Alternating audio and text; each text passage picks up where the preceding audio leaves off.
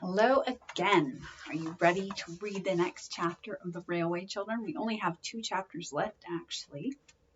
So remember, it's been a couple days. So last time um, the kids found the boy in the red jersey, and they got some help to bring him back to their house. So that's where we are at the moment. And chapter 13 is called The Hound's Grandfather.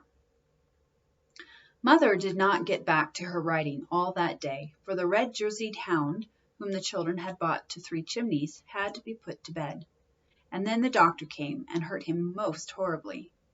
Mother was with him all through it, and that made it a little better than it would have been, but bad was the best, as Mrs. Minnie said. The children sat in the parlor downstairs and heard the sound of the doctor's boots going backwards and forwards over the bedroom floor, and once or twice there was a groan. "It's horrible," said Bobby. "Oh, I wish Dr. Forrest would make haste. Oh, poor Jim." "It is horrible," said Peter, "but it's very exciting. I wish doctors weren't so stuck up about who they'll have in the room when they're doing things. I should most awfully like to see a leg set. I believe the bones crunch like anything." "Don't," said the 2 girls at once. "Rubbish," said Peter. "How are you going to be Red Cross nurses, like you were talking of coming home, if you can't even stand hearing me say about bones crunching? You'd have to hear them crunch on the field of battle, and be steeped in gore up to the elbows as likely as not. And—" "Stop it!" cried Bobby, with a white face. "You don't know how funny you're making me feel." "Me too," said Phyllis, whose face was pink. "Cowards," said Peter. "I'm not," said Bobby. "I helped Mother with your rake-wounded foot, and so did Phil. You know we did." "Well then," said Peter, "now look here. It would be a jolly good thing for you if I were to talk to you every day for half an hour about broken bones and people's insides, so as to get you used to it." Ugh, that sounds horrible. A chair was moved above. "Listen," said Peter. "That's the bone crunching." "I do wish you wouldn't," said Phyllis. "Bobby doesn't like it." "I tell you what they do," said Peter. "I can't think what made him so horrid.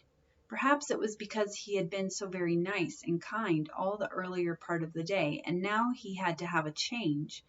This is called reaction. One notices it now and then in oneself. Sometimes when one has been extra good for a longer time than usual, one is suddenly attacked by a violent fit of not being good at all." "I'll tell you what they do," said Peter. "They strap the broken man down so that he can't resist or interfere with their doctorish designs, and then someone holds his head and someone holds his leg, the broken one, and pulls it till the bones fit in with a crunch, mind you. Then they strap it up and let's play at bone setting." "Oh, no," said Phyllis. But Bobby said suddenly, "All right, let's.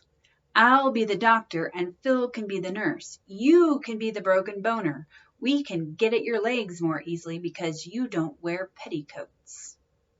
"I'll get the splints and bandages," said Peter. "You get the couch of suffering ready." The ropes that had tied up the boxes that had come from home were all in a wooden packing box in the cellar. When Peter brought in a trailing tangle of them and 2 boards for splints, Phyllis was excitedly giggling. "Now then," he said, and lay down on the settle, groaning most grievously. "Not so loud," said Bobby, beginning to wind the ropes round him and the settle. "You pull, Phil." "Not so tight," moaned Peter. "You'll break my other leg." Bobby worked on in silence, winding more and more rope round him. "That's enough," said Peter. "I can't move at all. Oh, my poor leg," he groaned again. Sure you can't move?" asked Bobby in a rather strange tone. "Quite sure," replied Peter. "Shall we play it's bleeding freely or not?" he asked cheerfully. "You can play what you like," said Bobby sternly, folding her arms and looking down at him. where he lay all wound round and round with cord. "Phil and I are going away, and we shan't untie you till you promise never, never to talk to us about blood and wounds unless we say you may. Come, Phil." "You beast," said Peter, writhing. "I'll never promise, never. I'll yell and Mother will come." "Do," said Bobby, "and tell her why we tied you up. Come on, Phil." "No, I'm not a beast, Peter, but you wouldn't stop when we asked you, and—" "Yeah," said Peter, "it wasn't even your own idea. You got it out of Stocky." Bobby and Phil, retiring in silent dignity, were met at the door by the doctor. He came in rubbing his hands and looking pleased with himself. "Well," he said, "that job's done. It's a nice clean fracture, and it'll go on all right, I've no doubt. Plucky young chap, too. Hullo, what's all this?" His eyes had fallen on Peter, who lay mousy still in his bonds on the settle. "Playing at prisoners, eh?" he said, but his eyebrows had gone up a little. Somehow he had not thought that Bobby would be playing while in the room above someone was having a broken bone set.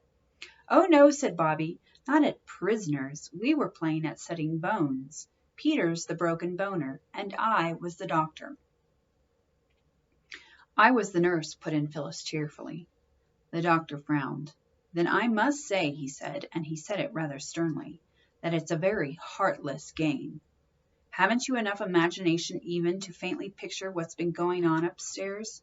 That poor chap with the drops of sweat on his forehead and biting his lips so as not to cry out, and every touch of his leg agony, and—" "You ought to be tied up," said Phyllis. "You're as bad as—" "Hush," said Bobby. "I'm sorry, but we weren't heartless, really." "I was, I suppose," said Peter crossly. "All right, Bobby. Don't you go on being noble and screening me, because I jolly well won't have it.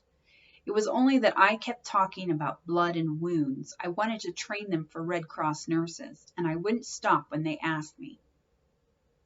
"Well," said Dr. Force, sitting down.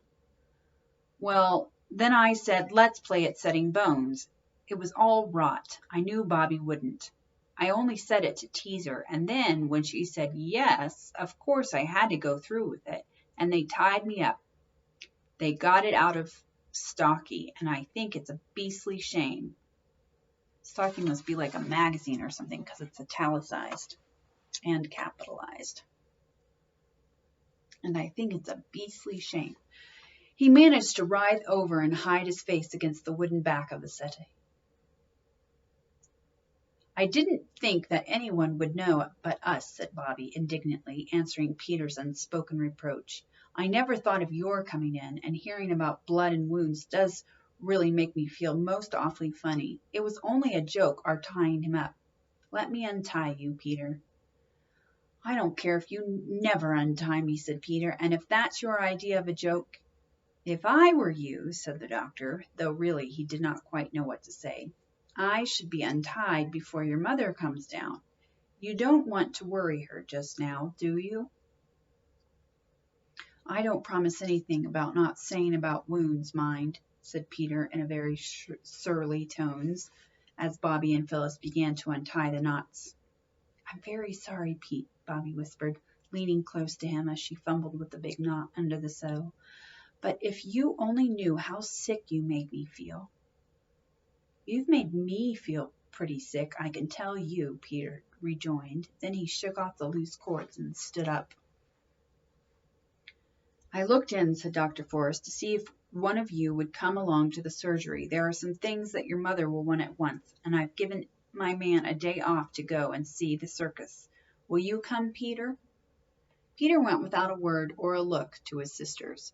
The two walked in silence up to the gate that led from the Three Chimneys field to the road.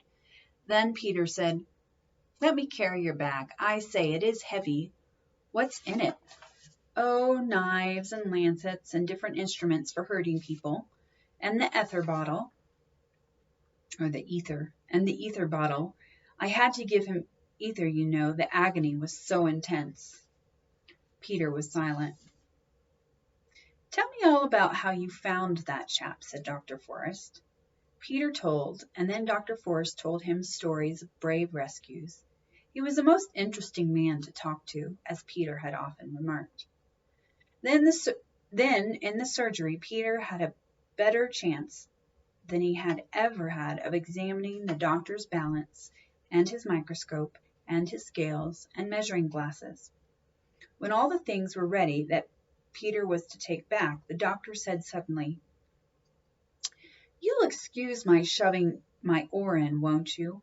But I should like to say something to you." Not for a rowing, thought Peter, who had been wondering how it was that he had escaped one. "Something scientific," added the doctor. "Yes," said Peter, fiddling with the fossil ammonite that the doctor used for a paperweight. "Well," said the doctor, "you know men have to do the work of the world and not be afraid of anything, so they have to be hardy and brave. But women have to take care of their babies and cuddle them and nurse them and be very patient and gentle." "Yes," said Peter, wondering what was coming next. "Well, then, you see, boys and girls are only little men and women, and we are much harder and hardier than they are." Peter liked the "we." Perhaps the doctor had known he would, and much stronger, and things that hurt them don't hurt us. You know, you mustn't hit a girl. "I should think not," muttered Peter indignantly. "Not even if she's your own sister. That's because girls are so much softer and weaker than we are. They have to be, you know," he added, "because if they weren't, it wouldn't be nice for the babies. And that's why all the animals are so good to the mother animals. They never fight them, you know." "I know," said Peter, interested. "Two buck rabbits will fight all day if you let them, but they won't hurt a doe." "No, and quite wild beasts, lions and elephants. They're immensely gentle with the female beasts, and we've got to be too." "I see," said Peter. "And their hearts are soft too," the doctor went on, "and things that we shouldn't think anything of hurt them dreadfully, so that a man has to be very careful not only of his fists but of his words. They're awfully brave, you know," he went on. "Think of Bobby waiting alone in the tunnel with that poor chap. It's an odd thing. The softer and more easily hurt a woman is, the better she can screw herself up to do what has to be done. I've seen some brave women, your mother's one," he ended abruptly. "Yes," said Peter. "Well, that's all. Excuse my mentioning it, but nobody knows everything without being told. And you see what I mean, don't you?" "Yes," said Peter. "I'm sorry. There." "Of course you are.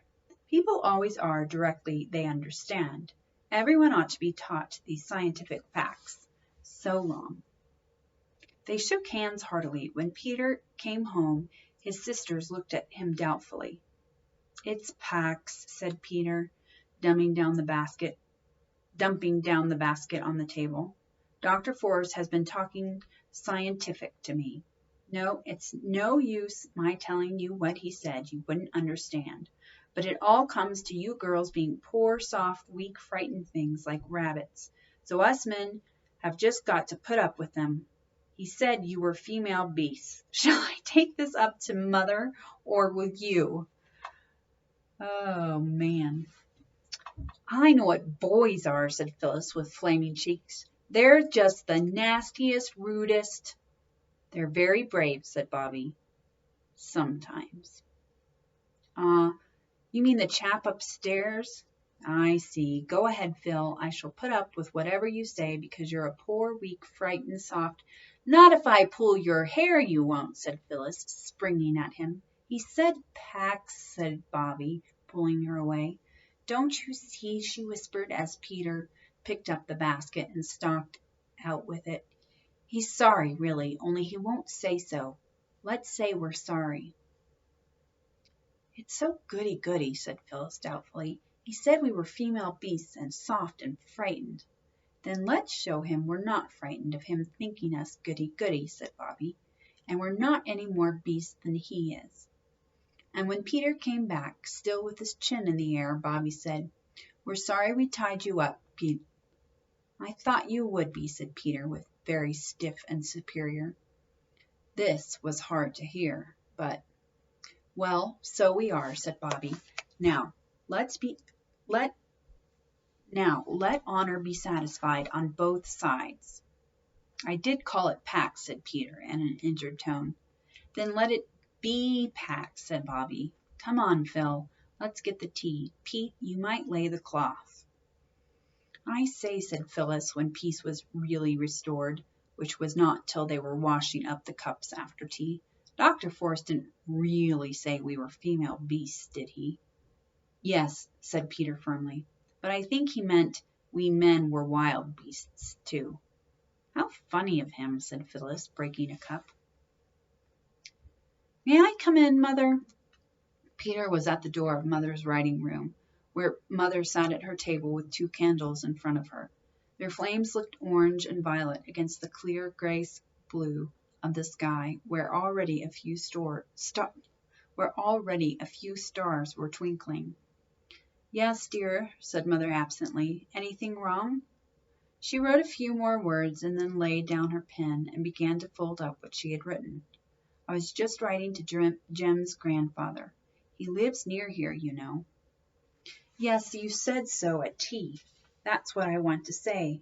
Must you write to him, Mother? Couldn't we keep Jim and not say anything to his people till he's well? It would be such a surprise for them. Well, yes, said Mother, laughing. I think it would. You see, Peter went on, of course the girls are all right and all that. I'm not saying anything against them, but I should like it if I had another chap to talk to sometimes. Yes, said Mother, I know it's dull for you, dear, but I can't help it. Next year perhaps I can send you to school. You'd like that, wouldn't you? I do miss the other chaps rather, Peter confessed, but if Jim could stay after his leg was well, we could have awful larks. I've no doubt about it, said Mother. Well, perhaps he could, but you know, dear, we're not rich. I can't afford to get him everything he'll want, and he must have a nurse. Can't you nurse him, Mother? You do nurse people so beautifully. That's a pretty compliment, Pete, but I can't do nursing and my writing as well. That's the worst of it. Then you must send the letter to his grandfather? Of course, and to his schoolmaster, too. We telegraphed to them both, but I must write as well. They'll be most dreadfully anxious. I say, Mother, why can't his grandfather pay for a nurse? Peter suggested. That would be ripping. I expect the old boy's rolling in money. Grandfathers in books always are. Well, this one isn't in a book, said Mother, so we mustn't expect him to roll much. I say, said Peter musingly, wouldn't it be jolly if we all were in a book and you were writing it? Then you can make all sorts of jolly things happen and make Jim's legs get well at once and be all right tomorrow. And Father come home soon. And do you miss your father very much? Mother asked, rather coldly, Peter thought. Awfully, said Peter briefly. Mother was enveloping and addressing the second letter. You see, Peter went on slowly, it's not only him being father, but now he's away, there's no other man in the house but me. That's why I want Jim to stay so frightfully much. Wouldn't you like to be writing that book with us all in it, Mother, and make Daddy come home soon? Peter's mother put her arm round him suddenly and hugged him in silence for a minute. Then she said, Don't you think it's rather nice to think that we're in a book that God's writing? If I were writing the book, I might have made mistakes. But God knows how to make the story end just right in the way that's best for us. Do you really believe that, Mother? Peter asked quietly. Yes, she said. I do believe it. Almost always. Except when I'm so sad that I can't believe anything. But even when I can't believe it, I know it's true and I try to believe it. You don't know how I try, Peter. Now take the letters to the post and don't let's be sad anymore. Courage, courage. That's the finest of all the virtues. I dare say Jim will be here for 2 or 3 weeks yet. For what was left of the evening, Peter was so angelic that Bobby feared he was going to be ill. She was quite relieved in the morning to find him plaiting Phyllis's hair onto the back of her chair in quite his old manner. It was soon after breakfast that a knock came at the door. The children were hard at work cleaning the brass candlesticks in honor of Jim's visit. "That'll be the doctor," said Mother. "I'll go. Shut the kitchen door. You're not fit to be seen." But it wasn't the doctor. They knew that by the voice and by the sound of the boots that went upstairs. They knew that by the voice and by the sound of the boots that went upstairs. They did not recognize the sound of the boots, but everyone was certain that they had heard the voice before. There was a longish interval. The boots and the voice did not come down again. "Who can it possibly be?" they kept on asking themselves and each other. "Perhaps," said Peter at last, "Dr. Forrest has been attacked by highwaymen and left for dead, and this is the man he's telegraphed for to take his place. Mrs. Vinnie said he had a local tenant to do his work when he went for a holiday. Didn't you, Mrs. Viney?" "I did so, my dear," said Mrs. Viney from the back kitchen. "He's fallen down in a fit, more likely," said Phyllis. "All human aid despaired of, and this is his man come to break the news to Mother." "Nonsense," said Peter briskly. "Mother wouldn't have taken the man up into Jim's bedroom. Why should she? Listen, the door is opening. Now they'll come down. I'll open the door a crack." He did. "It's not listening," he replied indignantly to Bobby's scandalized remarks. "Nobody in their senses would talk secrets on the stairs. And Mother can't have secrets to talk with Dr. Forrest's stable man, and you said it was him." "Bobby!" called Mother's voice. They opened the kitchen door, and Mother leaned over the stair railing. "Jim's grandfather has come," she said. "Wash your hands and faces, and then you can see him. He wants to see you." The bedroom door shut again. "There now," said Peter. "Fancy us not even thinking of that. Let's have some hot water, Mrs. Viney. I'm as black as your hat." The three were indeed dirty, for the stuff you clean brass candlesticks with is very far from cleaning to the cleaner. They were still busy with soap and flannel when they heard the boots and the voice come down the stairs and go into the dining room. And when they were clean, though still damp, because it takes such a long time to dry your hands properly, and they were very impatient to see the grandfather, they filed into the dining room. Mother was sitting in the window seat, and in the leather-covered armchair that Father always used to sit in at the other house, sat their old gentleman. I was right. It is the old gentleman, is the grandfather. "Well, I never did," said Peter, even before he said, "How do you do?" He was, as he explained afterwards, too surprised even to remember that there was such a thing as politeness, much less to practice it. "It's our own old gentleman," said Phyllis. "Oh, it's you," said Bobby. And then they remembered themselves and their manners and said, "How do you do?" very nicely.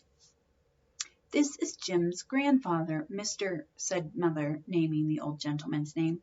"How splendid," said Peter. "That's just exactly like a book, isn't it, Mother?" "It is rather," said Mother, smiling. "Things do happen in real life that are rather like books sometimes." "I'm so awfully glad it is you," said Phyllis. "When you think of the tons of old gentlemen there are in the world, it might have been almost anyone." "I say, though," said Peter, "you're not going to take Jim away, though, are you?" "Not at present," said the old gentleman. "Your mother has most kindly consented to let him stay here. I thought of sending a nurse, but your mother is good enough to say that she will nurse him herself." "But what about her writing?" said Peter, before anyone could stop him. "There won't be anything for him to eat if Mother doesn't write." "That's all right," said Mother hastily. The old gentleman looked very kindly at Mother. "I see," he said. "You trust your children and confide in them." "Of course," said Mother. Then I may tell them of our little arrangement, he said. Your mother, my dears, has consented to give up writing for a little while and to become matron of my hospital. Oh, said Phyllis blankly, and shall we have to go away from Three Chimneys and the railway and everything? No, no, darling, said Mother hurriedly. The hospital is called Three Chimneys Hospital, said the old gentleman, and my unlucky Jim's the only patient, and I hope he'll continue to be so. Your mother will be matron, and there will be a hospital staff of a housemaid and a cook till Jim's well. And then will Mother go on writing again? Asked Peter.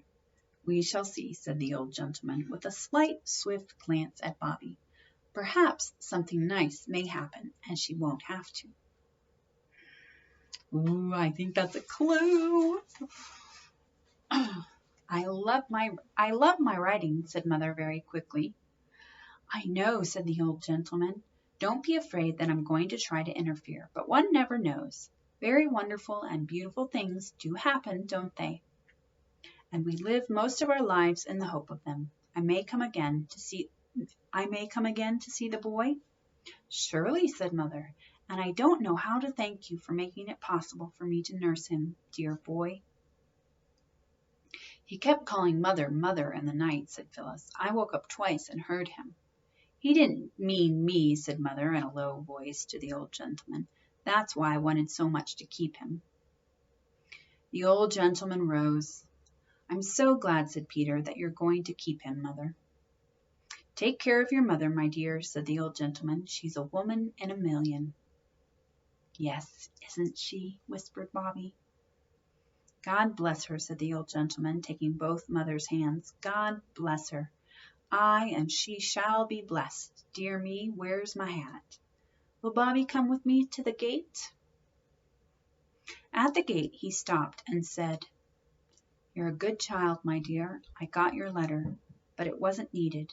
When I read about your father's case in the papers at the time, I had my doubts. And ever since I've known who you were, I've been trying to find out things. I haven't done very much yet, but I have hopes, my dear. I have hopes. Oh, said Bobby, choking a little. Yes, I may say great hopes, but keep your secret a little longer. Wouldn't do to upset your mother with a false hope, would it? Oh, but it isn't false, said Bobby. I know you can do this. I knew you could when I wrote. It isn't a false hope, is it? No, he said, I don't think it's a false hope, or I wouldn't have told you, and I think you deserve to be told that there is a hope. And you don't think Father did it, do you? Oh, say you don't think he did. My dear, he said, I am perfectly certain he didn't. If it was a false hope, it was nonetheless a very radiant one that lay warm at Bobby's heart, and through the days that followed lit her little face as a Japanese lantern is lighted by the candle within. The end of the chapter. Next chapter and final chapter is called The End. It'll be our last chapter in the book. We'll have to find another book to read. All right. I will see you next time. Bye.